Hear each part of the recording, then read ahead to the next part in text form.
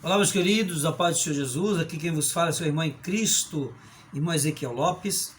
Gostaria desde já ser grato pela sua vida, por você deixar aí um pouquinho do seu tempo e assistir nossos vídeos. Eu agradeço a todos e gostaria que você compartilhasse, continue compartilhando nossos vídeos, continue dando aí a sua sugestão. Enfim, compartilhe, curta, se inscreva, ajude-nos. Dessa feita, nós queremos falar sobre o resumo da lição de número 1, que será lecionada no dia 3 de julho de 2022. É a primeira lição do terceiro trimestre de 2022. Eu gostaria de ser bem conciso, mas infelizmente o tempo não nos espera e a gente tem que correr contra o tempo. Por isso que eu falo um pouco rápido, mas eu vou tentar aqui resumir pelo menos 18 minutos aí, 17 minutos, a nossa lição. Essa lição é do pastor José Gonçalves.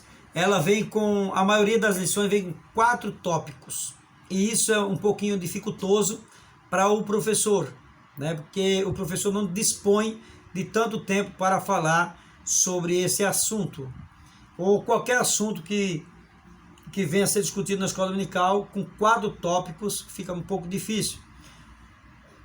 Para mim, quanto menor for os tópicos, né? Por exemplo, se tivesse 2, 3 tópicos, no máximo 3, quanto mais a lição for resumida, melhor é para que o professor ele possa se desenvolver. Ele vai estudar o assunto e vai se desenvolver dentro daquele teor da lição ali que está inserido, para que os alunos tenham aí também um pouco de compreensão melhor. Porque quanto 4 tópicos, você tem 40 minutos, tem 50 minutos no máximo, né? Na nossa igreja, Assembleia de Deus, a gente tem aí no máximo 50 minutos, outras tem 1 hora, é o máximo que se dá aí para a escola dominical. Eu acho que deveria dar pelo menos 1h30. Agora, alguns dizem, mas irmão, mas isso aí a gente elimina dentro de meia hora, 20 minutos. Claro, quando a gente está falando sozinho é fácil, mas está diante de uma classe que é uma classe dinâmica, um faz uma pergunta, outro faz outra, para você dirimir as dúvidas dos alunos, aí já não fica mais fácil, porque o tempo já está ali sendo gasto em perguntas e respostas. Porque na medida que eu sou o transmissor, eu também sou o receptor. Aqueles que estão recebendo as minhas mensagens, eles estão querendo aprender. Então as suas dúvidas terão que ser dirimidas dentro da sala de aula. E quando os alunos saem com dúvida, isso não é bom. Entendeu? Então por isso que 4 tópicos e o tempo é exíguo para que possamos expressar aquele conteúdo. O que é que eu faço? Eu prefiro pegar um objetivo geral e eliminar toda a lição dentro do objetivo geral, certo? Cada um tem a sua forma de ensinar. Aqui fala sobre a sutileza de Satanás contra a igreja de Cristo, né? A sutileza de Satanás contra a igreja de Cristo, que é o tema da nossa lição número 1. O textual nos diz assim: mas o Espírito expressamente diz que nos últimos tempos apostatarão alguns da fé, aqui tem, dando ouvido a espírito enganadores e a doutrinas de demônios. 1 Timóteo capítulo 4, versículo 1. Meus amados irmãos, nesse primeiro textual aqui, nesse primeiro versículo, já dá para entender que o ataque, a natureza do ataque aqui, ela é espiritual, tá certo? Aqui na frente nós vamos entender que a nossa lição ela vai falar sobre esses ataques, né? Quais são os ataques que a igreja está sofrendo hoje. Eu quero só aqui ser bem rápido, falar sobre a introdução. A nossa introdução vai falar sobre a igreja de Cristo, ela está sob ataque. Esses ataques são sutis e perspicazes. Neste trimestre, estudaremos a respeito das sutilezas de Satanás contra a igreja de Cristo.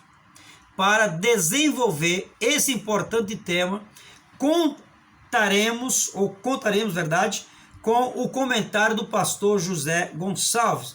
é ele quem vai dar a desenvoltura deste comentário dentro do corpo da lição, e nós, professores, vamos apenas auxiliar, ou seja, transmitir aos nossos receptores, né, aos nossos alunos, aquilo que nós entendemos dentro do teor da nossa lição, tá certo?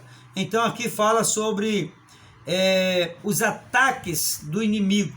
Outra coisa interessante, meus amados irmãos, é que eu não vou falar a lição, não vou explicar a lição, isso eu quero deixar claro para os irmãos.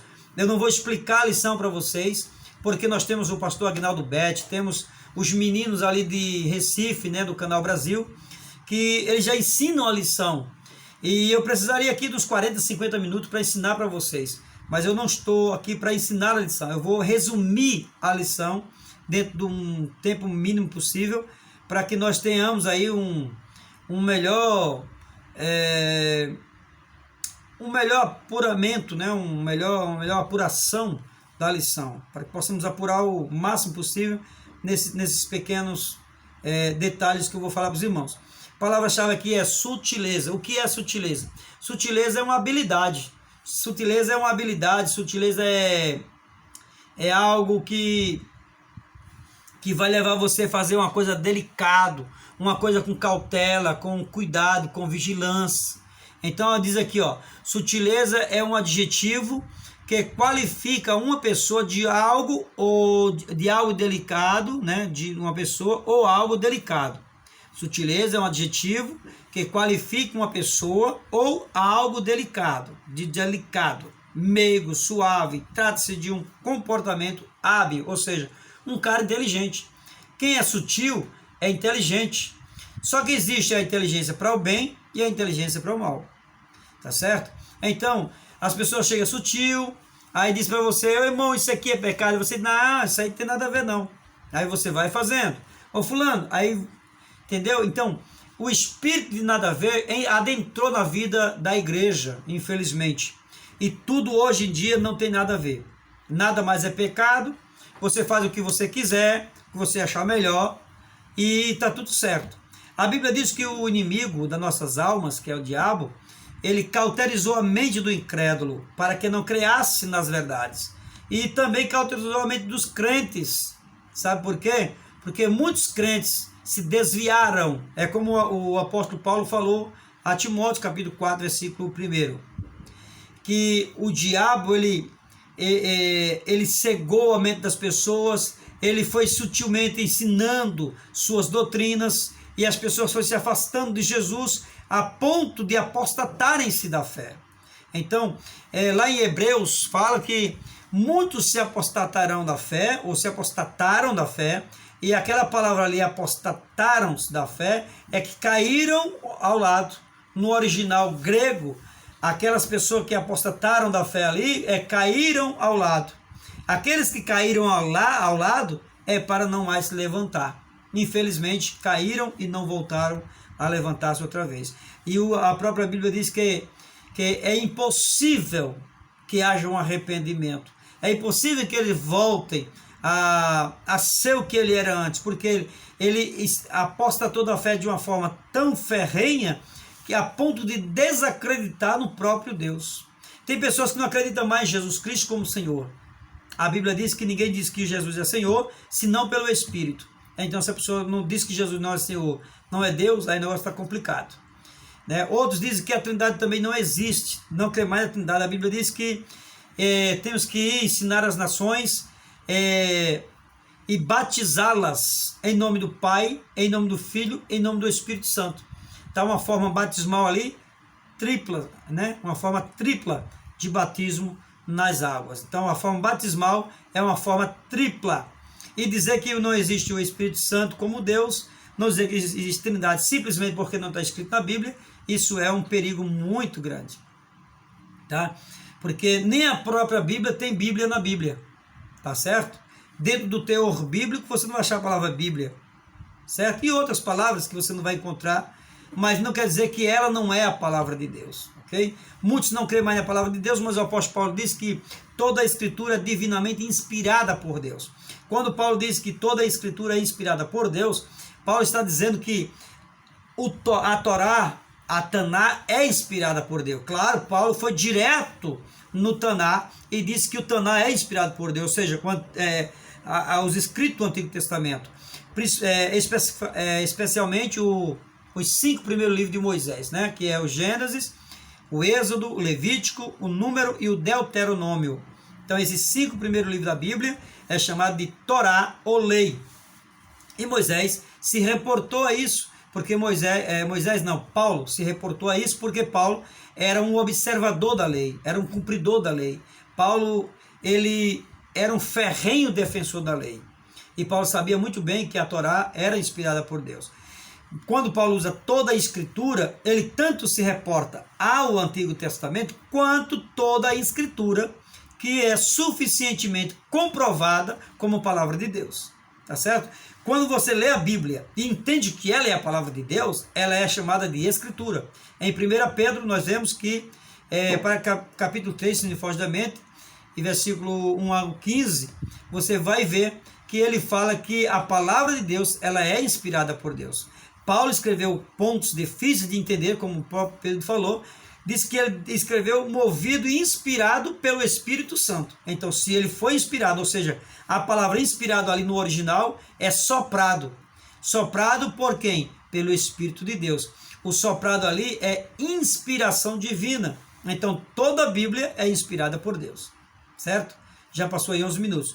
Então, meus queridos irmãos, o primeiro tópico vai falar sobre, deixa eu ver aqui rapidamente, que eu não vou falar a lição, mas eu vou falar só alguma coisa que é para os irmãos terem uma noção.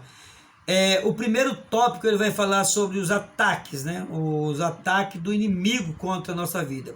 Na introdução nós temos aqui, os irmãos vão ver aí no domingo que vai vir, que esse acontecimento não é de agora, desde o Antigo Testamento, que o diabo vem operando de forma sorrateira e ele é o opositor da igreja, ele é o opositor do povo de Deus. Ele vem destruindo, assim como quis destruir Moisés, quando Moisés nasce, o rei manda matar todas as crianças, né? O faraó mandou matar todas as crianças, e quando Jesus nasce, da mesma forma, Herodes mandou matar todas as crianças. Então, o objetivo primordial e principal do diabo é destruir a família. O marxismo também, ele tenta destruir ou desconstruir o nosso pensamento cultural cristão, judaico-cristão, tá certo? Então ele procura destruir, desconectar a família, porque hoje em dia tem legalismo para isso, legalismo para aquilo. Então todas as coisas, nós vamos ver aí que o inimigo tem implantado no coração do homem para destruir a sociedade. Porque o diabo sabe, se destruir a família, destrói o povo de Deus, destrói a igreja. Porque uma família doente é uma igreja doente. Uma família fraca é a igreja fraca. Então, se você fracassar, fica difícil. Então, o que nós temos que fazer é manter o foco na palavra de Deus e não deixar que o inimigo venha desvirtuar, venha destruir a nossa família. Tá certo? O diabo, ele não deixou de ser diabo e não deixou de tentar as pessoas. Ele simplesmente mudou de estratégia. É por isso que ele é sutil, porque ele vem inteligentemente com suas habilidades para destruir a família. Antigamente o diabo levava os crentes para fora da igreja, tirava da igreja. Muitos crentes iam ser crentes hoje, amanhã não era mais. Por quê? Porque ele via que era vantagem para ele. Mas quando aquelas pessoas entendiam que estava errado, voltavam para Jesus. Agora ele não tira mais da igreja, ele destrói lá mesmo. Então o diabo, ele quer destruir o crente dentro da igreja. Se você não der ouvido à palavra de Deus, se você não buscar a presença de Deus, se você não buscar refúgio do céu, você será destruído. A Bíblia diz que as portas do inferno não prevalecerão contra ela, contra a igreja de Cristo, mas que está edificado em Cristo. Não é aquelas pessoas que estão dentro da igreja descompromissada com Deus. Não é aquelas pessoas que estão dentro da igreja que não cumprem a palavra de Deus. Muitos pregam, são hipócritas, mentirosos, fingidos. O que mais tem nesse mundo afora é pregadores, pregadoras, pastoras e etc. Pastores mentirosos, enganadores, né? Mas a Bíblia diz que não é por dizer Senhor, Senhor que você vai entrar lá. Não é porque você pregou que você vai entrar lá. A Bíblia diz que muitos dizem, Senhor, naquele dia eu expulsei demônios. Naquele dia a gente pregou o teu evangelho, a tua palavra.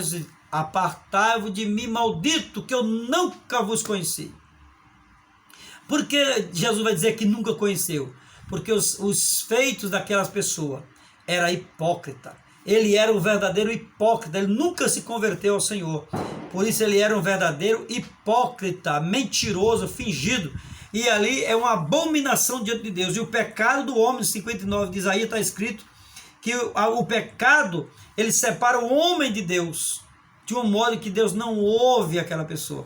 O que acontece? A pessoa acha que está certo, mas ela sabe que não está certo, porque quem está errado sabe que está errado.